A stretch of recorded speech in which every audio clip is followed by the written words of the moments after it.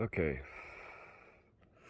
so we just finished breakfast and we truck camped last night.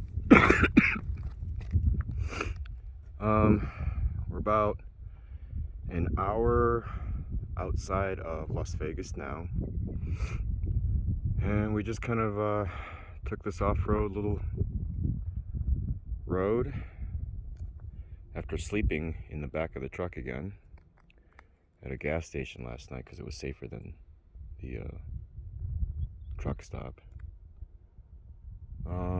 Came up here, opened the back of the truck again, and reorganized our bedding into daytime stuff and made breakfast.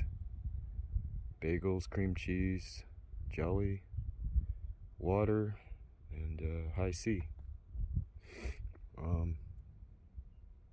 Feeling good. It's beautiful out here, as you see.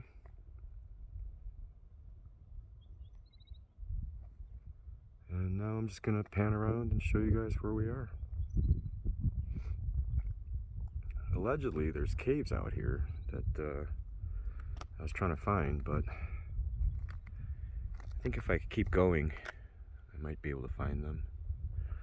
Or take this road back to where we came from and over that next hill over there.